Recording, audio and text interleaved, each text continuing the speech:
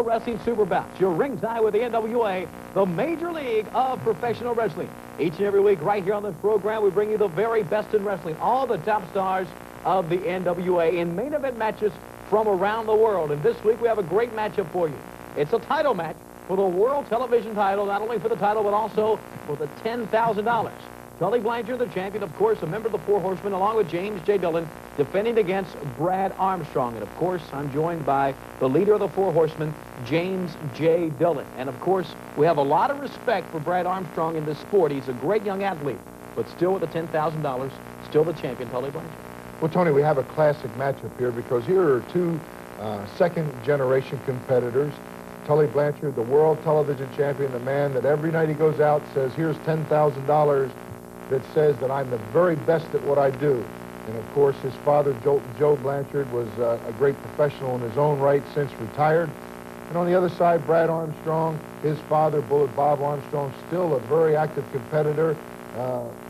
He can throw his weight around any night and capable of taking any major championship. Bob Armstrong is that good of a competitor. But his oldest son, Brad Armstrong, has made a name for himself. He's not relied really on the family name. He has not capitalized solely on his father's fame. I would have to say that his track record is such that he's done it on his own. And, of course, we all know he's got a younger brother, Steve, that's currently now wrestling in the state of Florida, one of the Southern boys, along with Tracy Smothers. Great tag team combination, but we're going to see a single matchup today for the World Television title. Tully Blanchard, Brad Armstrong. Tony, it's going to be a great match. And you know, the last time that we saw the Four Horsemen on this program, they were all ganging up on one guy, Ole Anderson. Now, I can go back a couple of weeks ago to where all Four Horsemen at one time ganged up on Brad Armstrong during an interview conflict with Ric Flair. It just goes to show you that, you know, when you talk about going up against one of the Horsemen, you got to be concerned about everybody else around. Well, I'm sure the manhandling that Brad Armstrong received could give him added impetus to really want to get some revenge on Tully Blanchard. And what better way to get revenge than to strip Mr. Blanchard of that which he coveted most, and that is the World Television title and the $10,000.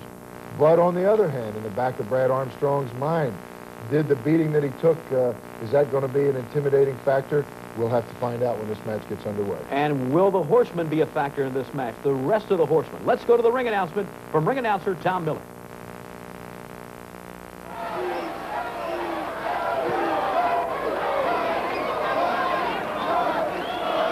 Tully Blanchard, James J. Dillon walking toward the ring right now, going up for the World TV title against Brad Armstrong. And like J.J. said, two young athletes with great wrestling background as far as family. A one-fall match with a 25-minute time limit for the World TV title. Introducing first in the corner to my right, the challenger from Marietta, Georgia, weighing in at 230 pounds, the very popular Brad Armstrong. And now, the World Television Champion from San Antonio, Texas, weighing in at 235 pounds, accompanied by his manager, J.J. Dillon. Fans, this is Tully Blanchard.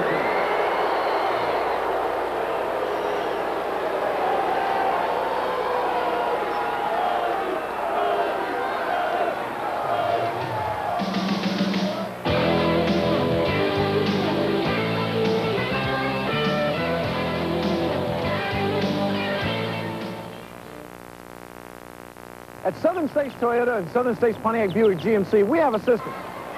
We are expecting a great match for the World Television title and $10,000.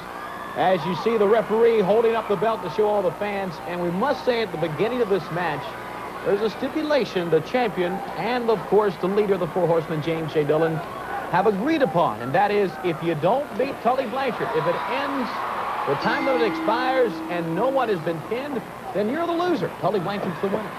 Well, I think it's only fitting.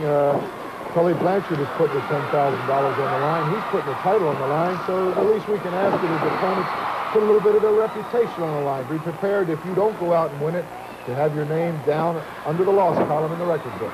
And Brad Armstrong with a quick flurry to begin the match. Tully Blanchard quickly down on the floor. Boy, Brad Armstrong. You know, Tony, I think we're going to see a real contrast. Last week we saw two powerhouses and Big Bubba Rogers and Ole Anderson, two super heavyweights going at it. And this week, though they're both in the heavyweight classification, certainly Tully Blanchard and Brad Armstrong in the peak of fitness, speed and endurance, and the technique is more their forte. You're exactly right. Blanchard now regaining composure as he goes back into the ring, and Armstrong right back on top of it.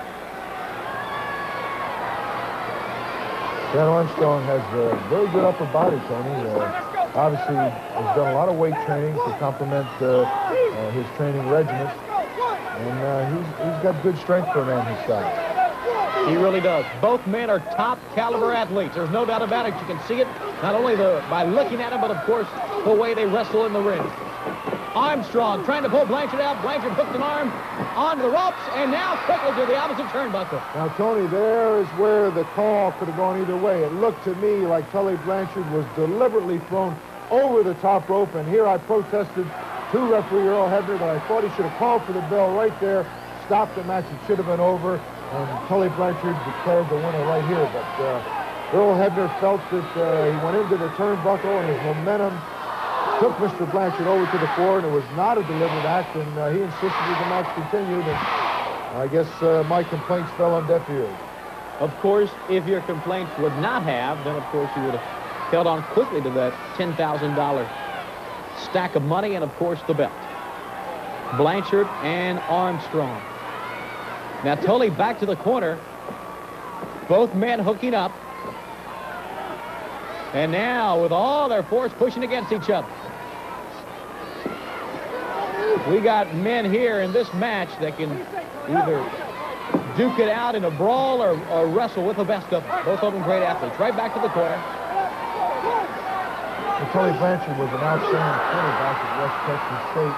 He's truly an all-around athlete, and he's certainly a great wrestler. Otherwise, he wouldn't be the world television champion. Brad Armstrong knows what to do, though. You got to take the fight right to him. You can't sit back and wait, or you'll be on the short end of it. And Armstrong right up with an arm bar. Well, Tony, the longer the match continues, I think the more that favors Tully Blanchard, because the clock is also the enemy of Brad Armstrong. He's looking at that 25-minute time limit, and he realizes unless he got real lucky with a chance of securing a pinfall out of the blue, it's rather remote, he's going to have to take Tully Blanchard, who has shown time and time again that he has good endurance, and he's going to have to wear him down, and it does take time, and he's really got to keep a strong pace up, looking at that 25-minute time limit. There's no doubt about Blanchard's ability or his endurance, but as he goes to the ropes right there, some people have said that it's not only endurance, it is buying time by Tully Blanchard. It is wasting time sometimes outside of the ring. Well, I feel, Tony, that Mr. Blanchard has a right to do whatever he needs to do in order to keep the title. There's a tremendous amount of prestige and a tremendous amount of money involved. And we'll be back with more of the match right after this timeout.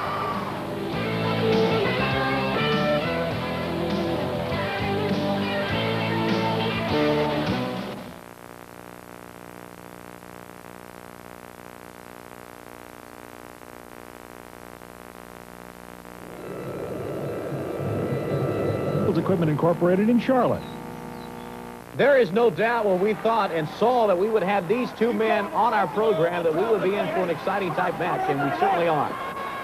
Grabbing towards the hair right there. Earl Hebner warning, and now Blanchard right to the chin. The hair again.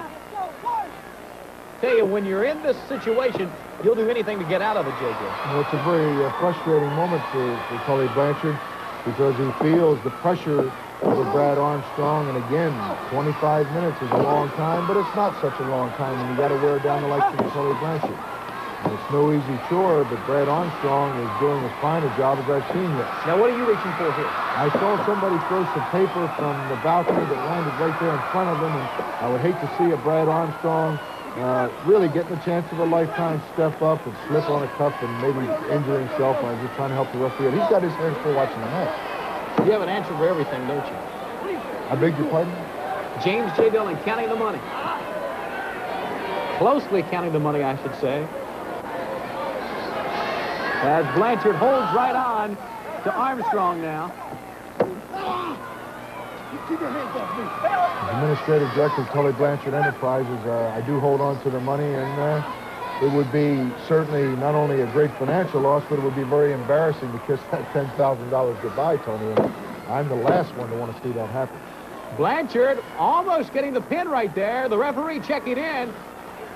And this is quite a move right here. He really has Armstrong tied up, as you can see right there. Armstrong, though, keeping that right shoulder above the mat. 2 count. And that was very close. He came up with the other arm. He got a little high on the leverage. It looked like he had him. He had him confined with the leg scissors and was concentrating on getting the left shoulder down. And Tully got just a little bit too high and dragged. Not only got the right shoulder up, but it looks like he's coming up on top, Tony. Blanchard holding on. And now Armstrong, a right hand to the shoulder, and he goes right back to the left leg. What about the fist? Well, I have to give Brad Armstrong an A for perseverance. Blanchard, a right hand, back of the head, getting out of it, but still, Armstrong up on top, a knee right Oh, to the that had to hamstring. hurt. That had to hurt, Tony. James J. Dillon right at your screen watching on as Blanchard. A warning from the referee. And that was a warning for you, J.J. Well, the referees sometimes get preoccupied with watching me. For what reason, I don't know. And I tell them, watch the action. Tully Blanchard could have performed one of the great maneuvers there, got the shoulders down. The referee's watching me and not counting the man down. To the leg again, Armstrong. Casting an eye over toward J.J. Dillon. Still working on that left leg. And that, of course, prevents Blanchard from lifting the man up and using his favorite move, the slingshot. When you can't get to your feet, you can't use it. And Armstrong with some good strategy right here. It's a very, very good point, Tony. But the one thing I think that you fail to realize is that though that is the specialty of Tully Blanchard, he's a very versatile athlete and has any one of numerous maneuvers that could put anybody away on any given night. So I hope Mr. Armstrong does not become lulled into a false sense of security here, because we haven't heard the last of Tully Blanchard. I would agree with that. I've seen Blanchard wrestle on many occasions, win many matches, and even though we see a slingshot more than other moves on TV, he has won matches many other ways. Blanchard trying to get to the ropes, and this is really the only thing he can do right now. And he's there. No, he's not close enough, says Earl Hebner, and boy, that really infuriates James J. Dillon. Sometimes I feel, Tony, that the referees, they listen to the people, and the fans are entitled to cheer for who they want to, but when they sway to the decision of the referee and alter his judgment. That time, he almost had the pin, and I think maybe a handful of trumps at the same time. Regardless, the pin was not made, and Blanchard slammed to the turnbuckle by Brad Armstrong. I don't think he would ever stoop to using the tights. I looked down at my notes for a second, and I didn't see that, but I'll sure ask him, Tony, and if he did, I would give him a very stiff reprimand. Okay, fair enough. Oh, Standing what a drop kick. He went right straight up in the air, Tony, a good 6 feet. And it's a good thing they were close enough to the ropes until he got his leg over. It might have been all over. Tell you what, a champion knows where he is in the ring at all times, how close he is to the rope. And you're right, very fortunate he was there, close to the ropes. Blanchard with a big knee. And you're talking about a top caliber athlete, just to show you, Blanchard down on his back just moments ago, now comes right back up on top on the offensive, and obviously shaking off that leg injury. Well, here's where it's awful tempting to take some shortcuts, because the prestigious title, World Television Champion, a lot of money. It opens a lot of doors, and promoters ring from all over the world when you hold a title like the World Television Championship, plus the $10,000. And Tully Blanchard is the last one to want to lose it on this occasion of Brad Armstrong. Blanchard held that title once before and held it longer than any man has ever. Over a year he held the World Television title. Now back with it again. He has held the title since Thanksgiving Day of '86. What are you doing? You know, Tony, I feel a title really is only as good as the man that holds it and defends it. And I think Tully Blanchard took the World Television title to a prestigious level that it's never enjoyed before. He did lose the title, but in time he has regained it, and he's defended it for quite some time now successfully, and again taken it to new heights. And like we've said before, and with all championships, you have to beat him. He does not have to beat you. And Armstrong working once again on the leg, on that left knee. Blanchard going once again to the hair, trying to get out of it, doing all he can to get out of this move. We've mentioned so many times, Tony, one of the points of balance is the leg, and Brad Armstrong is showing his ring savvy and his experience, even though he's a young athlete, by concentrating on that leg. And he just keeps coming back to it, no matter what Tully Blanchard tries to do, whatever he tries to counter, right back to that leg, and it is showing its toll. It's been very effective. And right now, James J., you're looking at the leg of Blanchard, the left leg, and here comes Armstrong right after Blanchard. Right down on the floor down. Now, don't forget, a 25-minute time limit. You got to do this. You got to go after him, because all the while he's on the floor, the clock is running. What's this, Tony? He's on the top rope. Oh, a cross body block. Has he got him? Ooh, that was too close. A 2 count. He thought maybe a 3, but it was a 2 count, and you thought maybe it was a 3 count also. Blanchard with a right leg. What a move that was. One of the best defenses in professional wrestling, Tony. A good old kick right in the ribs. And it really shook up Brad Armstrong. Encouragement from James J. Dillon at ringside as Blanchard starts his attack now. To the corner. Right hand in the midsection. A combination. A warning now that Armstrong's in the corner, and he throws Blanchard in there. Up on the rope. He's got Brad Armstrong fired up now. Blanchard pulls him down off the ropes and shoots him right out on the floor. Thinking once again, Tully Blanchard, knowing where he is, knowing what he can do, he threw Brad Armstrong right out onto the floor.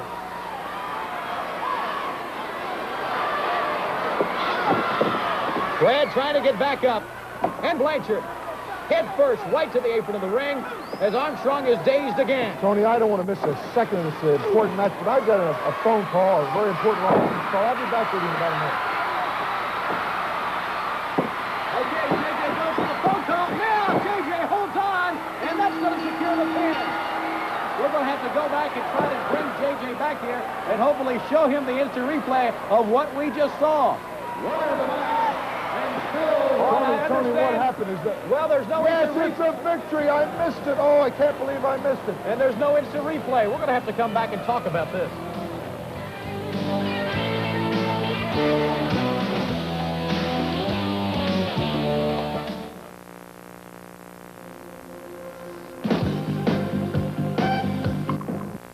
Great victory, Tony, huh? Great victory.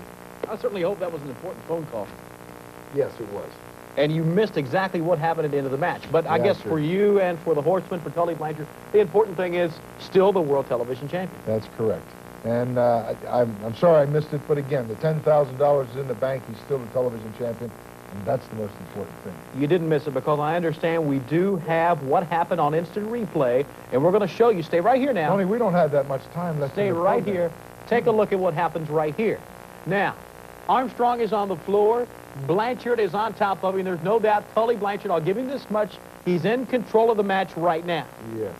Okay, now, as he reaches for him, JJ, you come from behind, and I'm just going to let you watch this and try to explain what went on. Now, right there, he could have slipped backwards, and I moved over to catch Brad Armstrong if he fell backwards. And the referee's in the way. I'm telling the referee, get down there and count it. If Tully reached out and grabbed me, I said, Tully, this isn't right. Let go, Tully. And finally, I jerked my hand loose, and the referee should have gone over there and counted his shoulders down if Brad Armstrong did, in fact, defeat him. But the referee said his decision was that Brad Armstrong's shoulders were already pinned. And it was a tough break for Brad Armstrong. I can almost sympathize, but it's nice to know that $10,000 is where it belongs and that Tully Blanchard is still the world television champion. I think the referee made a good decision. Almost like a premature victory handshake for you, wouldn't you say? Maybe a little bit too soon. Well, I mean, again, I have never, ever interfered in a match. I couldn't in good conscience do that. I'm a gentleman. It just wouldn't be indicative of the Four Horsemen. Well, regardless of what you think of what happened right there, fans, and what you saw, the the fact of it is, Tully Blanchard is still the world television champion, still holding on to the $10,000, and of course the Four Horsemen stronger than ever. Tony, I understand we've got two great matches coming up next week. Gorgeous Jimmy Garvin has really captured the imagination of the wrestling world, had a lifestyle of his own, went his own way, and Ronnie Garvin and he, you know, I often wondered, they had the same last name. I'd heard things in the past, but never ever wrestled each other in all the times that I knew them. Yeah, that's right. That seemed very unusual to me, and of course, the reason why came to light when Ronnie Garvin was burned by Jim Cornette, and Jimmy Garvin came to his rescue, and the fans have really taken to Jimmy Garvin. And his opponent, of course, Beautiful Bobby of the Midnight Express, the high-flying Beautiful Bobby. Let's take a look right now at Beautiful Bobby, a member of the Midnight Express, and of course, the new Midnight Express. Of the new Midnight Express. And really, he's the mainstay of the Express. He's the original member. He's the guy, like you said, he's the high flyer, able to take a tremendous amount of punishment and endure it and come back. A real great competitor. In fact, I think sometimes because of the notoriety of Jim Cornette and Big Bubba's bodyguard, the Midnight Express, that Bobby Eaton, as an individual, his ability is overshadowed. And of course, like we said, his opponent, gorgeous Jimmy Garvin, along with Precious, and you know there's a lot of reason to want to wrestle Beautiful Bobby for gorgeous Jimmy Garvin. And then a six-man event as Wahoo McDaniel will team up with the Rock and Roll Express against the World Tag Team Champions. Their partner will be their manager, Paul Jones, in the ring. Well, Paul Jones, of course, is a former United States heavyweight champion in his own right, a great competitor, had a very illustrious career, and then, much like myself, realized that vast experience that he amassed over all those years could, in turn, be passed along to some of the other wrestlers, some of the younger wrestlers coming along, and possibly help them in their future. Paul Jones is a great wrestler in his own right. No doubt about it, and we'll see you next time on NWA Pro Wrestling Super Bouts. For the leader of the Four Horsemen, James J. Dillon, I'm Tony Schiavone. We'll see you next time right here.